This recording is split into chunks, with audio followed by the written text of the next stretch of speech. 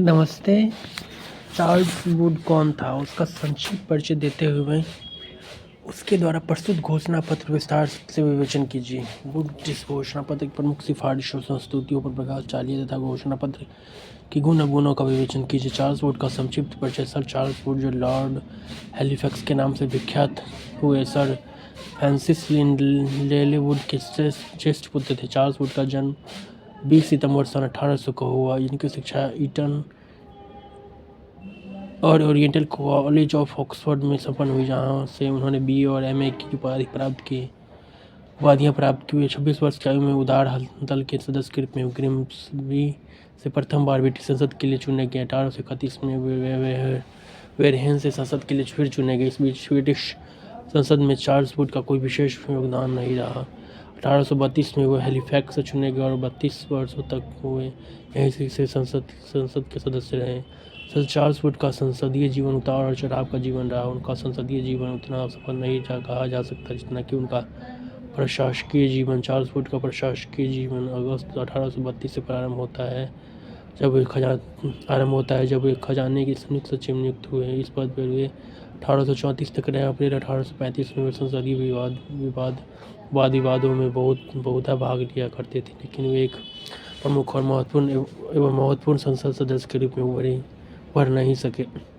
जुलाई 1846 में वे एक्सचेकर के चांसलर बने और इसी वर्ष से वे प्रीवी काउंसिल के सदस्य के रूप में नियुक्त किए गए।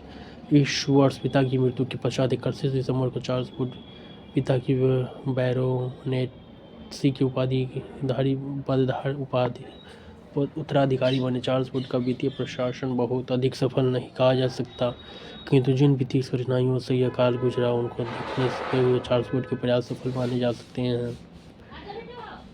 वे सामान्य रूप से नए कारों और खर्चों के लिए कर विरोधी थे और यही कारण था कि वे लोकप्रिय नहीं हो सके। किंतु यह बात स्मरणीय है कि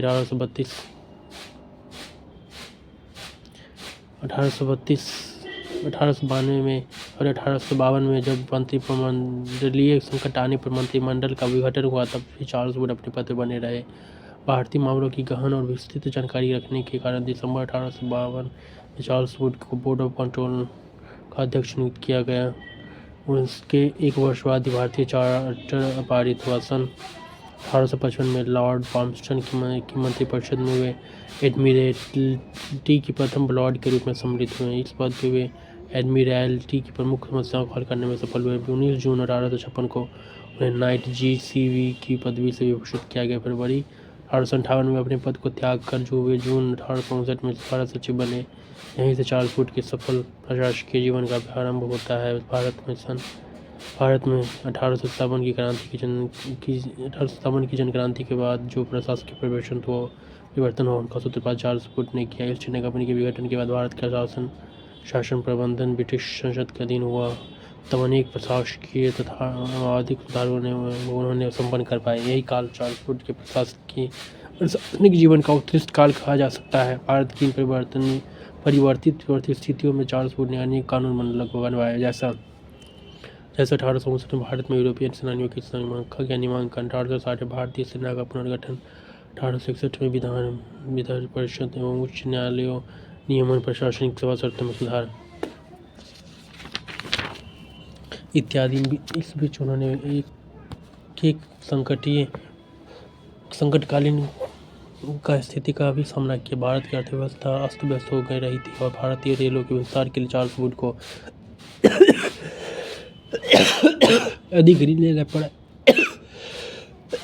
और इस बढ़ते हुए भारतीय ऋण के प्रकरण पर भारतीय वित्त मंत्री S. लैंग को 1862 में त्यागपत्र भी देना पड़ा।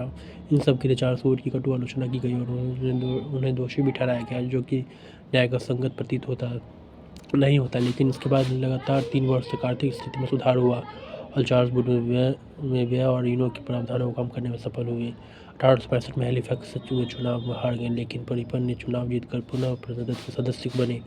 दुर्भाग्यवश इसी वर्ष वे शिकार में गंभीर रूप से दुर्घटनाग्रस्त हो गए, जिसके कारण उन्हें अपना प्रशासनिक कार्य छोड़ने को बाध्य होना पड़ा।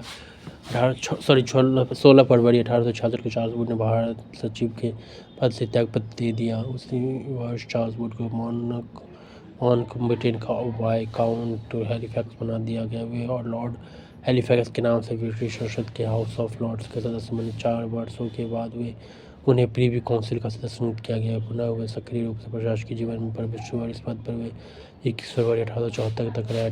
8 अगस्त 1885 को 88 वर्ष की आयु में उनकी मृत्यु हो गई। सर चार्ल्स फूड प्रशासनिक क्षेत्रों में एक प्रभावशाली व्यक्ति थे। समकालीन राजनयिकों में वे प्रशंसा के पात्र न होते हुए भी एक प्रभावशाली एवं सम्मानित व्यक्ति थे। परामर्शदाता के रूप में चार्ल्स फूड सशक्त एवं सक्षम व्यक्ति माने गए जाते थे क्योंकि उनकी विषयों की जानकारी विकसित और गहरी थी। वे सूझबूझ के धनी थे, वे परिश्रमी थे एवं समय के पाबंद थे। उनकी कार्यकुशलता के सभी कायल थे। यही कारण था कि चार्ल्स फूड विभागीय प्रशासकों के रूप में सक्षम एवं योग्य व्यक्ति माने जाते थे। प्रशासनिक नीतियों के निर्माण में उनके सुझाव सदा मूल्यवान होते थे। वे बहुत समझ बूझ कर निर्णय लेते थे। हालांकि स्वर दोष होने के कारण वक्ता के रूप में वे उतने प्रभावशाली नहीं थे, लेकिन प्रशासनिक मामलों की बारीक जानकारी होने के कारण ब्रिटिश संसद के लोक सदन में उनका प्रभाव अत्यधिक था। वुड का घोषणा पत्र 1854, वुड डिस्पैच 1854, 1833 में कंपनी के आज्ञा पत्र के नवीनीकरण का समय आया तो ब्रिटेन के राजनीतिक क्षेत्रों में यह महसूस किया जाने लगा कि भारतीय शिक्षा नीति में कुछ बदलाव किया जाना चाहिए। इसलिए ब्रिटिश पार्लियामेंट ने एक संसदीय समिति की नियुक्ति की और इस समिति द्वारा प्रस्तुत कुछ सुधारभूत सिद्धांतों के आधार पर सन 1854 में कंपनी ने शिक्षा संबंधी घोषणा पत्र प्रस्तुत किया, जिससे कंपनी के संचालक मंडल के प्रधान सर चार्ल्स वुड के नाम पर वुड का घोषणा पत्र कहा जाता है। इस घोषणा पत्र के 100 अनुच्छेदों में तत्कालीन शिक्षा व्यवस्था की पुनर्निरीक्षण एवं भविष्य में शैक्षणिक पुनर्निर्माण हेतु एक सुनिश्चित तथा दीर्घकालीन नीति को सूचीबद्ध करने का प्रयास किया गया था। इसलिए वुड के घोषणा पत्र को भारत में ब्रिटिश अंग्रेजी शिक्षा का महाधिकार पत्र Magna carta of English education in India कहा जाता है। घोषणा पत्र की विशेषताएं characteristics of Wood dispatch would के घोषणा पत्र की प्रमुख विशेषताएं निम्नलिखित शिक्षा प्रदान करना सरकार का कर्तव्य है। शिक्षा का उद्देश्य बौद्धिक नैतिक विकास के साथ साथ राजकीय तंत्र में योग देने वाले व्यक्ति का निर्माण करना है। प्राच्य संस्कृति के साथ साथ प्राच्य साहित्य के साथ साथ पश्चिमी साहित्य का अध्ययन पाठ्यक्रम में रखा गया। भारतीय अंग्रेजी भाषा को शिक्षा का माध्यम स्वीकार किया गया। वुड के घोषणा पत्र की प्रमुख सिफारिशें संस्तुति main recommendations of the Wood's dispatch. Would के घोषणा पत्र की सिफारिशें संस्तुतियाँ इस प्रकार थी। शिक्षा के उद्देश्य एम्स ऑफ एजुकेशन। सर्वप्रथम वुड के घोषणा पत्र के तहत भारतीय शिक्षा के निम्नलिखित उद्देश्य निर्धारित किए गए। भारतवासियों का मानसिक विकास करना, उनके बौद्धिक स्तर को उच्च स्तरीय बनाना, भारतीय नागरिकों को पाश्चात्य विज्ञान से परिचित कराते हुए उनकी भौतिक उन्नति का मार्ग प्रशस्त करना, भारतीयों का नैतिक एवं चारित्रिक विकास करना, भारतीयों में अंग्रेजों के राजकाज में सहयोग प्रदान करने के लिए सुयोग्य कर्मचारी तैयार करना, निम्न स्तरीय जीवन व्यतीत करने, भारतीयों के जीवन को ऊंचा उठाना और भारत में अंग्रेजी माल की मांग बढ़ाना। पाठ्य विषय करिकुलम। बोर्ड के घोषणा पत्र में प्राच्य भाषा में संस्कृत और अरबी को महत्व दिया गया, परंतु साथ ही पाश्चात्य ज्ञान विज्ञान को भारतीयों के लिए उपयोगी माना गया। पाठ्य विषय के संदर्भ में चर्चा करते हुए ने कहा है कि हम भारत में ऐसे शिक्षा का प्रसार देखना चाहते हैं जिनका उद्देश्य यूरोप की विकसित कलाओं, विज्ञान, दर्शन तथा साहित्य तथा यूरोप ज्ञान का प्रसार हो। जन शिक्षा प्रसार। बोर्ड के घोषणा पत्र में जन शिक्षा के प्रसार की घोषणा की गई तथा इस संदर्भ में निम्नलिखित 5 निर्णय लिए गए। प्रतिदिन निस्संदेह सिद्धांत को रद्द किया गया। निस्संदेह सिद्धांत को रद्द किया जाता है। शिक्षा केवल कुछ वर्ग के लिए ही नहीं वरन सभी को मुहैया कराई जाएगी। विपन्न आर्थिक स्थिति वाले गरीब विद्यार्थियों को छात्रवृत्तियाँ प्रदान की जाएगी। प्राथमिक एवं माध्यमिक विद्यालयों की संख्या बढ़ाया जाएगा। भारतीय भाषा का विकास किया जाएगा। यूरोपीय ज्ञान विज्ञान का भारतीय भाषा में अनुदान किया जाएगा और अच्छे अनुवादकों को पुरस्कार प्रदान किया जाएगा। भारत में जन शिक्षा के प्रचार प्रसार हेतु व्यक्तिगत प्रयासों जैसे और मनुष्य प्रयासों को बढ़ावा दिया जाएगा। शिक्षा का माध्यम ऑफ एजुकेशन। बोर्ड के घोषणा पत्र में भारतीय भाषाओं के महत्व को मानते हुए कहा गया कि जन सामान्य के लिए यूरोपीय ज्ञान का प्रसार देसी भाषाओं के माध्यम से भी हो सकता है। अंग्रेजी माध्यम का उपयोग इन लोगों की शिक्षा में होना चाहिए जो इसका इतना ज्ञान प्राप्त कर चुके हैं कि उनके माध्यम से यूरोपीय ज्ञान को प्रदान कर सकें। इस प्रकार अंग्रेजी और देसी भाषा दोनों को शिक्षा का माध्यम निश्चित करते हुए घोषणा पत्र में उम्मीद जताई गई कि हम यूरोपीय ज्ञान के प्रसार के लिए अंग्रेजी भाषा और देसी भाषाओं को शिक्षा के माध्यम के रूप में साथ देखने की आशा करते हैं। और शिक्षा का उत्तरदायित्व रिस्पॉन्सिबिलिटी ऑफ एजुकेशन। बोर्ड के घोषणा पत्र में कंपनी सांस्कृत भारतीयों की शिक्षा की व्यवस्था करना। कंपनी सरकार का उत्तरदायित्व सुनिश्चित कर दिया गया। इसे सही स्पष्ट शब्दों में लिखा गया कि इसमें स्पष्ट शब्दों में लिखा गया कि अनेक महत्वपूर्ण विषयों में से कोई भी विषय हमारे ध्यान को इतना आकर्षित नहीं करता जितना कि शिक्षा। यह हमारे सबसे अधिक पुनीत कर्तव्यों में एक है। शिक्षा विभाग एजुकेशन डिपार्टमेंट के घोषणा पत्र में भारत के तत्कालीन 4 अंग्रेजी प्रांतों में एक लोक शिक्षा विभाग डिपार्टमेंट ऑफ पब्लिक इंस्ट्रक्शन बनाने का निर्देश दिया गया। इसके संचालन का भार लोक शिक्षा निदेशक को दिया गया।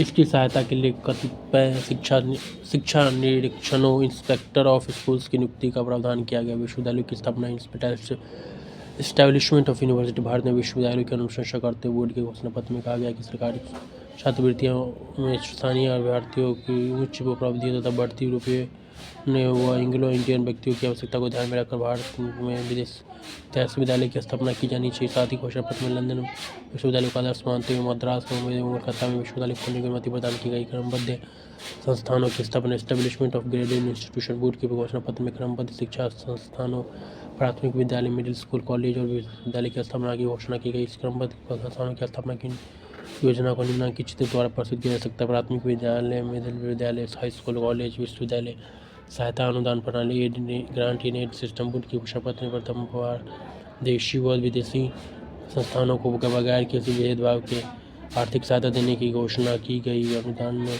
प्राप्त धन का उपयोग भवन निर्माण, विज्ञान प्रयोगशाला निर्माण, शिक्षकों के वेतन और छात्रवृत्ति आदि देने में किया जाएगा। शिक्षकों का प्रशिक्षण ट्रेनिंग ऑफ टीचर्स बोर्ड के घोषणा पत्र में शिक्षकों के स्तर को ऊंचा उठाने के लिए शिक्षण प्रशिक्षण की आवश्यक मानते हुए निम्नलिखित आदेश दिया गया।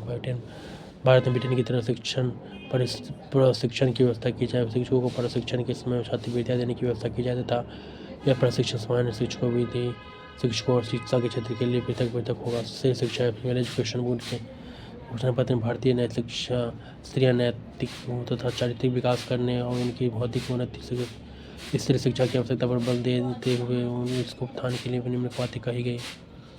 बालिका विद्यालयों को विशेष अनुदान दिया जाए। स्त्री शिक्षा हेतु सहयोग देने वाले व्यक्तियों को प्रोत्साहित किया जाए। व्यावसायिक शिक्षा वोकेशनल एजुकेशन बोर्ड के घोषणा पत्र में व्यावसायिक शिक्षा पर अधिक बल देते हुए कहा गया कि भारतीय प्रांतों में इस प्रकार के विश्वविद्यालय तथा कॉलेज की स्थापना की जाए जो कि भारतीय बेरोजगार युवकों को भी प्रकार की व्यावसायिक शिक्षा मुहैया करा सके। मुस्लिम शिक्षा मुस्लिम एजुकेशन बोर्ड के घोषणा पत्र में हिंदुओं की तुलना में मुसलमानों की पिछड़ी शैक्षिक स्थिति को देखते हुए उनकी शैक्षिक स्थिति को सुधारने के लिए निम्नलिखित घोषणा की गई। मुसलमान बालकों के लिए विशेष विद्यालयों की स्थापना की जाएगी। मुस्लिम बालकों को विद्यालय की तरफ आकर्षित करने के लिए कारगर कदम उठाए जाएंगे। धार्मिक शिक्षा रिलीजियस एजुकेशन बोर्ड के घोषणा पत्र में एक तरफ धार्मिक शिक्षा के संबंध में तटस्थता की नीति की बात कही गई और दूसरी तरफ में स्कूलों को धार्मिक शिक्षा प्रदान करने की खुली छूट दी गई और ये सभी सरकारी स्कूलों के पुस्तकालयों में बाइबिल रखना अनिवार्य किया गया। शिक्षक एवं विद्यार्थी टीचर एंड स्टूडेंट बोर्ड के घोषणा पत्र में शिक्षकों के स्तर को उच्च बनाने में उनके वेतन वृद्धि की बात कही गई। संस्थागत निर्धन एवं गरीब विद्यार्थियों को छात्रवृत्ति देने का प्रस्ताव किया गया। प्राच्य साहित्य व देशी भाषाओं को प्रोत्साहन encouragement of oriental literature and vernacular languages board के घोषणा पत्र में बात की उम्मीद जताई गई कि प्राच्य साहित्य और देशी भाषाओं को बढ़ावा दिया जाएगा।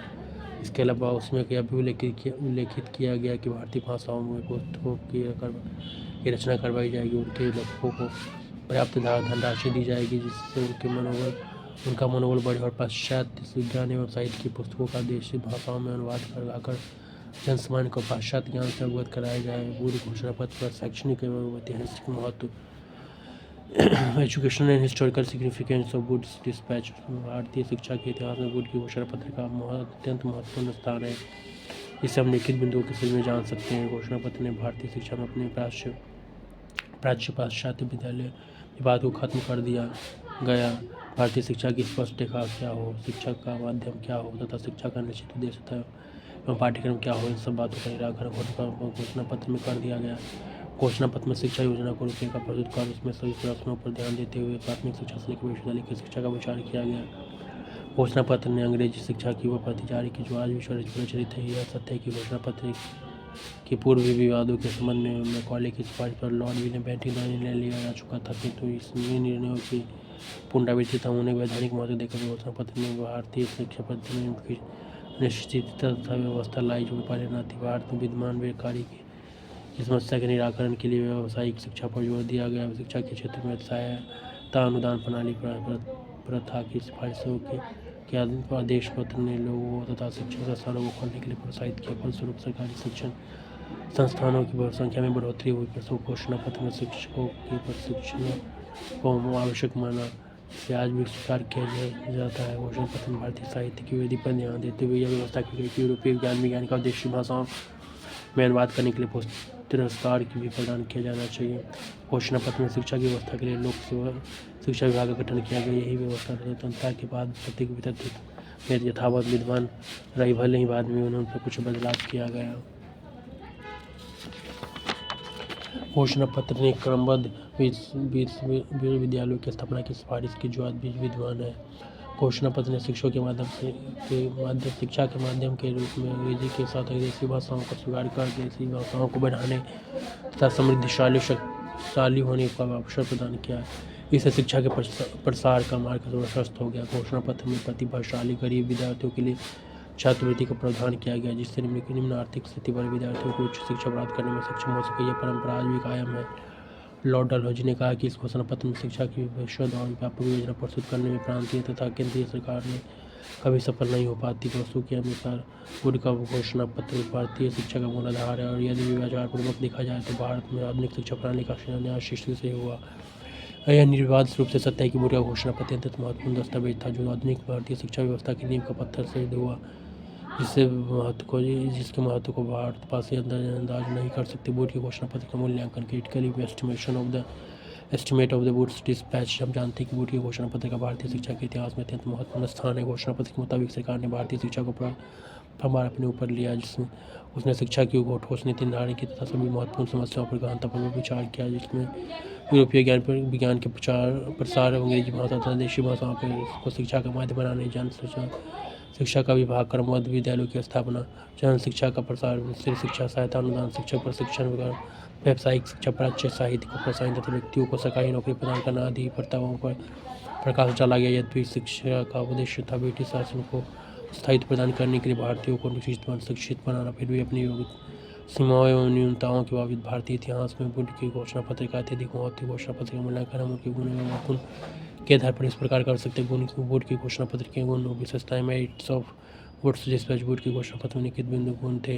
वुड के घोषणा पत्र में कार्य द्वारा प्रस्तुत निश्चयतन सिद्धांत को सर्वथा अनुपयुक्त बताकर उज्ज्वल शिक्षा को बढ़ावा देने वाले सिद्धांतों को मान्यता प्रदान की गई। वुड के घोषणा पत्र में भारतीय शिक्षा साहित्य की उपयोगिता स्वीकार करके उनको पाठ्यक्रम में वांछित जगह प्रदान की गई। वुड के घोषणा पत्र में भारतीय शिक्षा के उद्देश्य का स्पष्टीकरण किया शिक्षा नीति का निर्धारण किया और उचित मार्गदर्शन प्रदान किया। घोषणा पत्र ने लोक शिक्षा विभागों, प्रशिक्षण संस्थाओं और विश्वविद्यालयों के नवनिर्माण का सुझाव देकर भारतीय शिक्षा को विकसित एवं संगठित करने का प्रयास किया। घोषणा पत्र में गरीब प्रतिभाशाली बालकों के लिए छात्रवृत्तियों का प्रदान किया गया, जिससे वे सरलतापूर्वक शिक्षण ग्रहण कर सके। घोषणा पत्र में प्रत्येक प्रकार की शिक्षा संस्थाओं के लिए सहायता अनुदान प्रणाली का अनुमोदन करके भारतीय शिक्षा के प्रसार में महत्वपूर्ण सहयोग किया। घोषणा पत्र ने भारत में पहली बार एक व्यापक शिक्षा योजना की रूपरेखा प्रस्तुत की, जिसमें प्राथमिक शिक्षा से लेकर उच्च शिक्षा को प्रोत्साहन प्रदान किया गया। डलहौजी के विचार अनुसार वुड के घोषणा पत्र में समग्र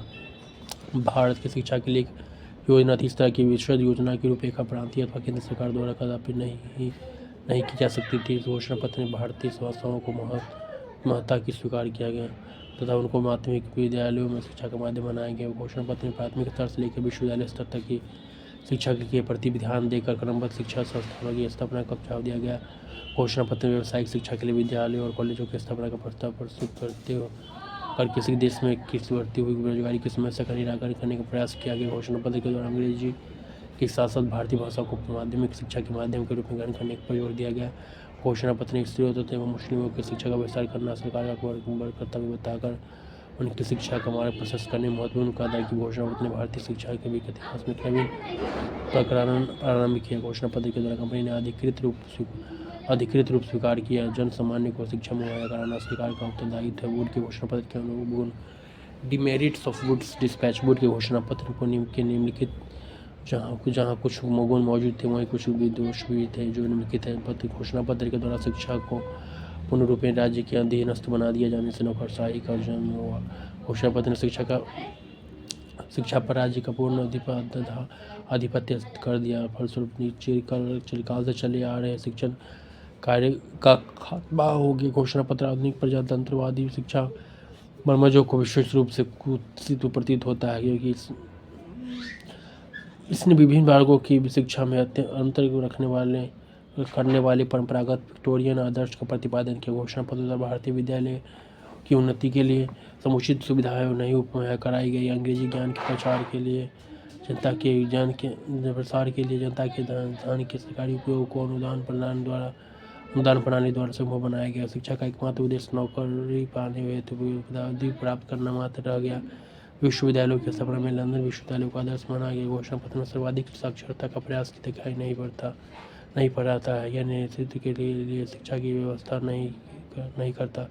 आध्यात्मिक शिक्षा की उपेक्षा की गई। वुड की घोषणा पत्र के गुण एवं गुण का अवलोकन करने के उपरांत यह कहा जा सकता है कि यह भारत का प्रथम सरकारी दस्तावेज है जिसमें सरकार की नीति और योजना की पूरी रूपरेखा प्रस्तुत की गई। और यदि गंभीरतापूर्वक देखा जाए तो हमारी आधुनिक शिक्षा प्रणाली मूल रूप से इसी के आधार पर विकसित हुई है। आलोचकों की सम्मति या व्यूज ऑफ क्रिटिक्स 1854 के आदर्श पत्र के उल्लिखित गुणों से मुग्ध होकर कुछ आलोचकों ने उनकी खूब विशेष प्रशंसा की।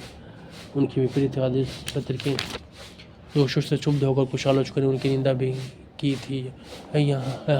हम यहाँ अनुकूल और प्रतिकूल दोनों प्रकार की समितियों को प्रदर्शित कर रहे हैं। डॉक्टर मुखर्जी आदेश पत्र ने देश की प्राचीन परंपराओं का पता नहीं लगाया और इस बात पर लेशमात्र विचार नहीं किया कि भारत में शिक्षा धार्मिक संस्कार थी। पशु आदेश पत्र को भारतीय शिक्षा का शिलाधार कहा जाता है। यह कहा जाता है कि इसने आधुनिक शिक्षा प्रणाली का शिलान्यास किया। 1854 का आदेश पत्र एक युग का शिक्षा के महान और गुरुदूतों के युग का अंत कहता है। फ्रांस पे सन 1854 के आदेश पत्र के चाहे वो जो भी हुआ तो पर इस समय उसको शिक्षा का अधिकार पत्र कहना हास्यास्पद होगा। आलोचकों के मतों के आधार पर यह निष्कर्ष निकाला जा सकता है कि वुड के आदेश पत्र में भारतीयों तथा उनकी परंपरागत शिक्षा का जो अहित किया उसके आधार पर कहा जा सकता है कि हम उन अतिशयोक्तिपूर्ण शब्दों में जिनमें कुछ इतिहासकारों ने आदेश पत्र का वर्णन किया है और इसे भारतीय शिक्षा का महाधिकार पत्र बताया है, कोई औचित्य नहीं मिलता है।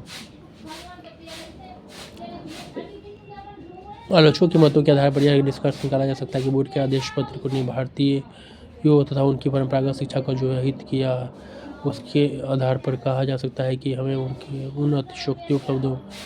अतिशयोक्तिपूर्ण शब्दों में जिनमें कुछ इतिहासकारों ने आदेश पत्र का वर्णन किया है और इसे भारतीय शिक्षा का महाधिकार पत्र बताया है, कोई औचित्य नहीं मिलता है। Thank you.